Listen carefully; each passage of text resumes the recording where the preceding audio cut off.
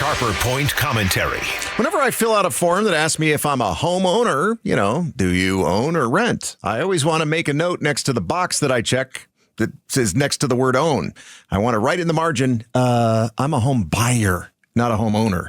I still owe a couple $100,000 on the casa where my family and I lay our heads at night. It's a good thing the bank can't just pop by any time to see how the house they're selling me looks, because my kids are slobs. They may want to kick me out if they saw my 12-year-old's bedroom, not to mention the half-eaten bowls of cereal she and her little sister think are perfectly fine to leave on the kitchen table. That's because they know their slaves, i.e. their parents, will clean up after them. Boy, my wife and I are slaves to many people, our kids, because we give such a chunk of time to them, mostly my wife, by the way, and we're slaves to the bank because we give them such a chunk of change for our house. But I shouldn't be complaining, because when we started buying our house, or what I call our certified used home, we bought before prices on Valley Homes went cuckoo for Cocoa Puffs, and we refinanced about 6 seconds before mortgage rates went sky high. Not because I'm an expert on real estate or because I'm an expert on where the American economy is headed. We just got lucky. And I feel really bad for the thousands of my fellow Arizonans who didn't get so lucky, who have had to put off the American dream. Something KTAR reporter Colton Krolak told us about this morning in his installment of our special series called Highlight on Housing.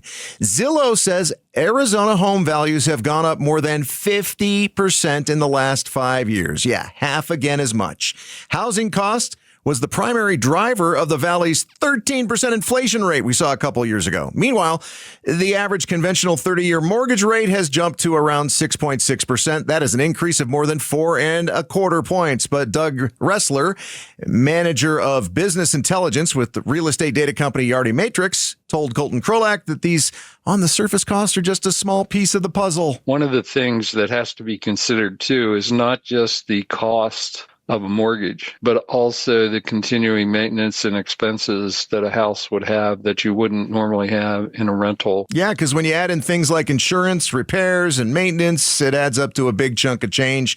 On average, buying a home will run you about $1,000 more a month than a rental. So do you stay or do you go from being a renter to an owner or a buyer?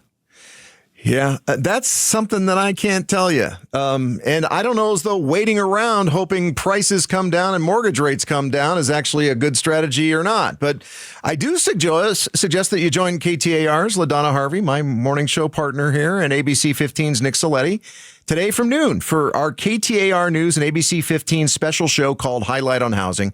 Donna and Nick are going to talk about all sorts of things when it comes to housing, the market in general, affordability, the latest rental trends, what the future holds for the industry. And LaDonna did promise us something earlier today. She said they're not just going to complain about where prices have gone and where mortgage rates have gone. They're going to try and search for some solutions. I say good luck. And I also say, please, because she's so entertaining at it, complain away, LaDonna. Thanks for watching Arizona's Morning News. Click to watch more from KTAR News and hit the button in the middle to subscribe.